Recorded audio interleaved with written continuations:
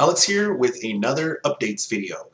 The last time I did an updates video, I had won an appeal to the Supreme Court of Nevada. That was the third Supreme Court victory, and I had another Supreme Court victory today, so I feel like I should just go ahead and do another updates video. There have been a few other things that I wanted to update the channel on, so now's a better time than ever. So first off, going into the fourth appeal that I just won, this one was actually very connected to the last one. If anyone has seen my last updates video, they're going to know that my previous appeal was on an award of attorney's fees that my family judge granted to my ex. So basically, I had filed a motion to have my ex subjected to a debtor's exam so I could find out what her assets were, because she owed me something around like $10,000 if I remember correctly. Now she owes closer to $14,000. I filed that motion for debtor's exam. The judge denied the motion and imposed a sanction against me in the amount of $1,700. I filed an appeal. I won the appeal, and the Supreme Court, actually, it went to the Court of Appeals. I'm going to explain that in a second. And the Court of Appeals reversed my family judge's decision and remanded the matter, instructing my family judge to vacate her improper and erroneous award of attorney's fees. This appeal comes following the heels of that appeal. And what happened was, after I won that appeal, I filed a motion for costs. Basically, what I was telling the court was, I appreciate the attorney fee award being vacated, but I also want the costs associated with the appeal, because I had to pay like $250 in a filing fee and a few other costs here and there to print some documents up. And of course, I wasn't really being made whole if I just got back the money that the court should have never ordered in the first place. I wasn't going to basically stop until I also got my costs back. So I filed a motion for costs, and the judge, my family judge, denied that motion for costs. So I filed a notice of appeal again, and it went back to the Supreme Court of Nevada again, and the Supreme Court of Nevada reversed the decision of my family judge again and remanded the matter back to her court with instructions to grant my award of costs. So this way I'm going to get the costs that were associated with that appeal that I didn't get, and I'm also going to tax costs again on the appeal that I just won just now, which is going to, obviously it's going to be granted, since now my family judge knows that she cannot deny motions for costs when you have, in the specific circumstances of my case, you can't actually deny a motion for costs when somebody prevails in an appeal in the way I did. There are some caveats or nuances to precisely how this statute that I'm actually talking about works. I'm not going to cite it. I'm not going to go into those details. But in my specific case, my family judge had what they refer to as discretion, had no discretion to decide whether or not she was going to grant costs. She was forced to do so. So as I was going back to what I was talking about, I'm going to tax costs again for this second appeal that I have to file. And this time it should be granted, since now, hopefully now, my family judge is aware as to how the law works in this area. So that may have been a little bit complicated for everyone. I'll go ahead and post a link in the description of the video in case you want to actually read the decision of the Court of Appeals. I did promise to explain this. So in Nevada, when you file the notice of appeal in your district court case, the appeal goes to the Supreme Court. Always, every single time. What happens is, once your appeal sits in the Supreme Court of Nevada, the Supreme Court of Nevada can decide, if it wants to, based on certain, we'll say, guidelines, if it wants to push your appeal down to the Court of Appeals. And that usually does happen. In my case, it happened 3 times. So I filed a bunch of appeals. I've won 4 of them. 3 of them got pushed down into the Court of Appeals, and I won all 3 of those. So I'm undefeated in the Court of Appeals. And one of the ones in the Supreme Court of Nevada that remained in the Supreme Court of Nevada, I also won. And those 4 appeals are separate to the writ petition that I got published on. If anyone has questions regarding the writ petition that I was published on, check out my last updates video. I go into detail more on that. And if you don't know what a writ petition is, I'm probably going to do a video on that later and explain in detail what those are. It's another way of challenging the decision of a lower court or of a government agency. It's a little bit more complicated, and it's not as easily understood by people, so I'm not going to cover it in this video.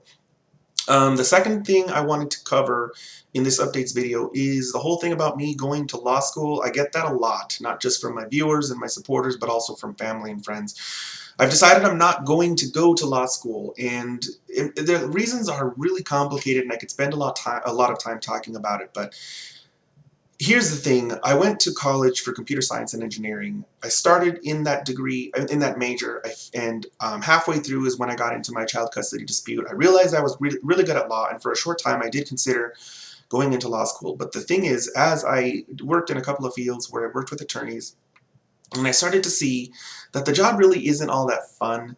It's not really, even though I mean, I win a lot of my cases, and I'm having a lot of success in really high courts like the Supreme Court of Nevada. Even though I'm having these successes, it just does not appeal to me the way computer science and engineering does. That's my passion. That's what I do for fun at home. That's what I love to do at work. The other thing is, I'm not really convinced that I would make any more money as an attorney than I would as a software engineer. In fact, I might make less. And not only that, but I would probably have to work longer hours. So I would be switching degrees or switching careers for a job that is not going to be as fun, that is going to take a lot more work, that I'm not going to find as fulfilling, and that I'm going to probably make less money in. And not only that, but I'm going to pay something like $50,000 to go to law school, at least if I go to Boyd, which is in Vegas. So I'm going to have to pay for the pleasure of all of that. And it's just not, I did really consider it for a time, and at this time I'm not really considering it. I doubt I'm ever going to go to law school unless it one day becomes free. I heard that in the old days, you used to be able to apprentice to become a lawyer, which means you can like work underneath another lawyer for a certain amount of time and just skip the whole law school process and go to pass the bar and start practicing law just like that. I heard about that. I don't think any of the 50 states in the United States do that anymore. There were like 2 holdouts for a while. One of them was California. I can't remember who the other one was. But now, to my knowledge, none of the 50 states do the apprenticeship whatever they call it, journey anymore. Now it's you have to go to law school to become a lawyer. So with that option extinguished, and with having to fork over all that money to go to law school, it just isn't economically smart, and it just doesn't make sense for me, having considered the ins and outs and all of the caveats that are associated with becoming a lawyer.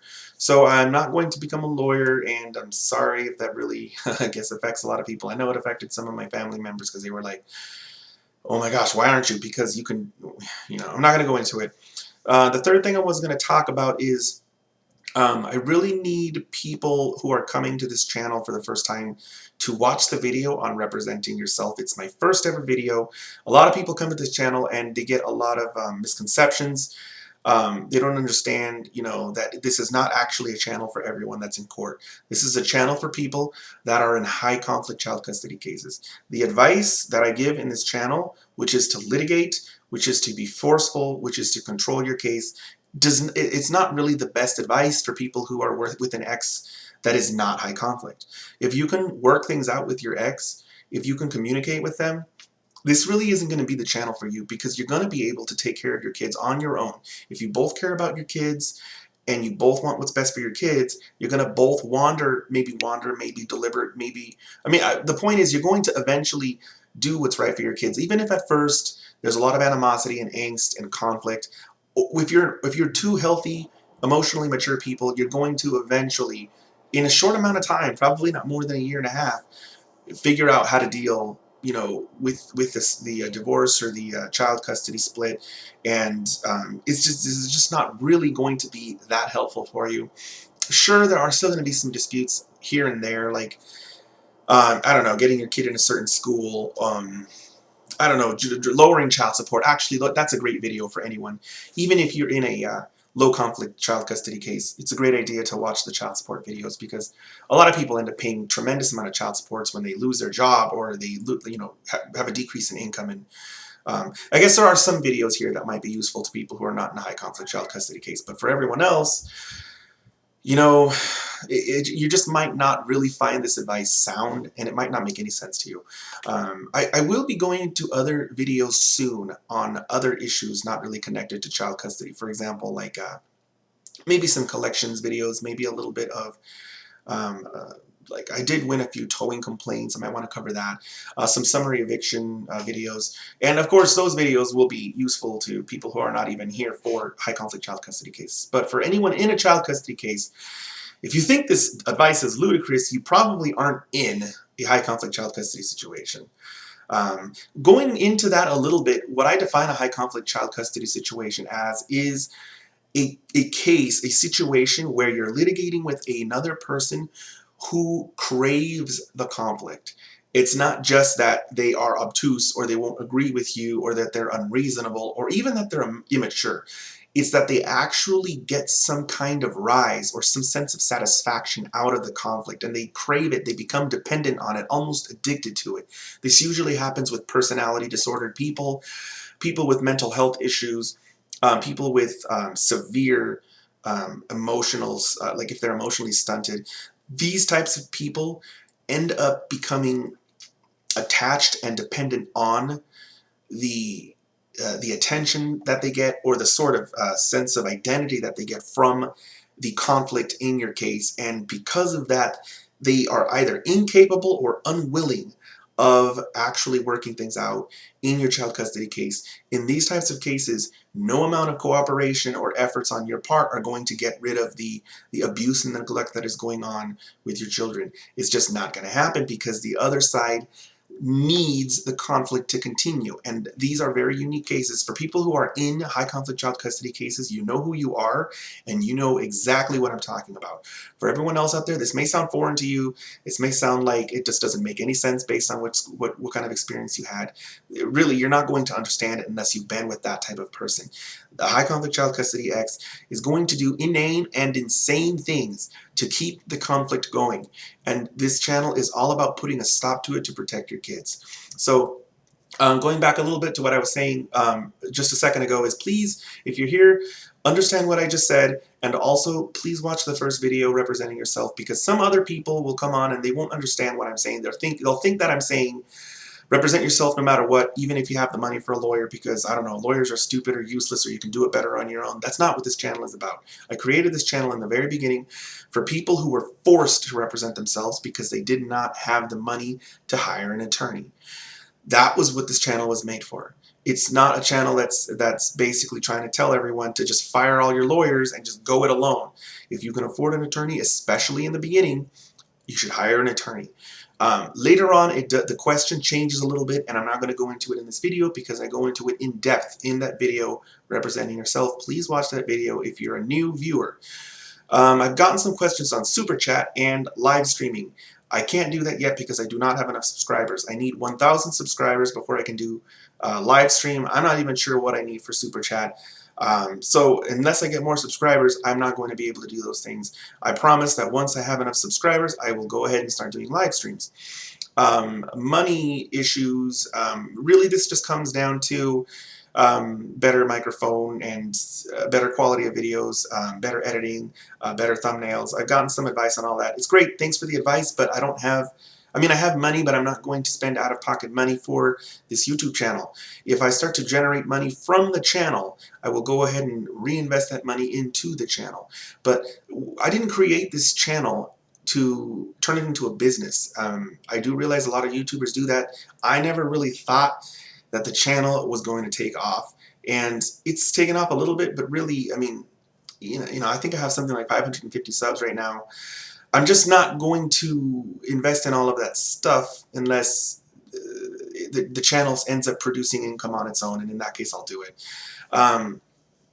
Really, if anyone's seen my videos, I really just put information out there. I'm not thinking about what is going to get the most views. I'm not thinking about what do people want to see. I have a list of topics. As I answer people's questions, sometimes I'll think of a topic, I'll put it on the list, and when I get to it, and I talk about it.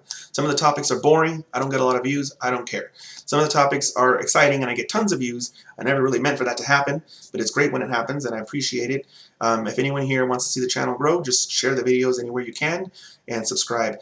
One of the things that's unique to my channel is, unlike like the Jenna Marbles and the other channels that are similar, a lot of the people who come to my channel and subscribe are brand new YouTube people. So these are people that aren't just clicking the subscribe button, they're having to register and sign up and create an account and, you know, do the whole thing where you go in your email and click the link.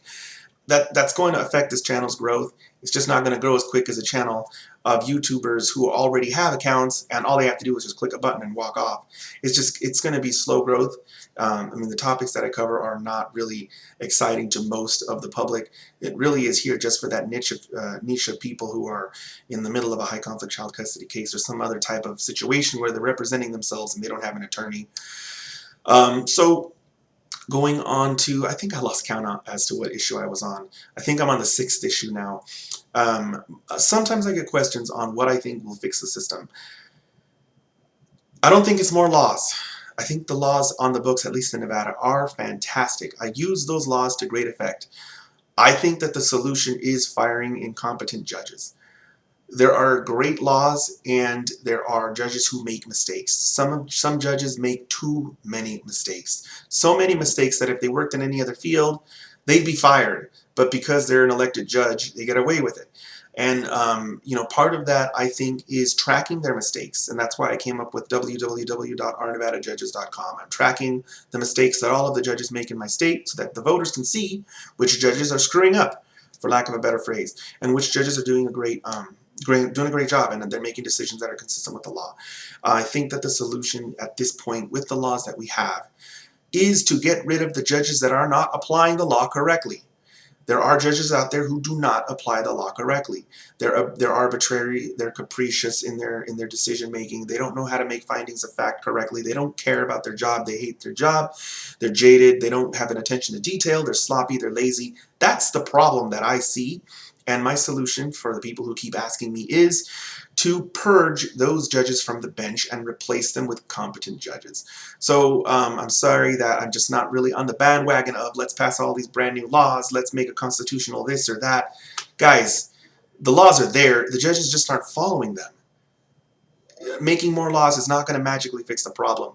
Getting rid of those judges is.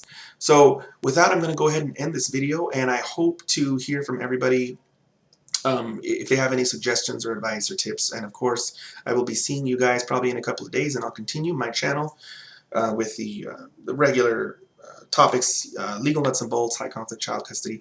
Oh, one last thing. Coming soon, I am going to be creating some new sub-channels, or I guess you can call it subtopics or whatever. I'm not going to create a separate channel. So I was going to be the proper person.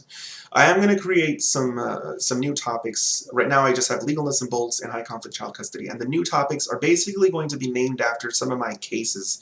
And what I'm going to do in those is basically go through my cases from beginning to end and cover each filing so that people can sort of see how I navigated the system in my specific cases.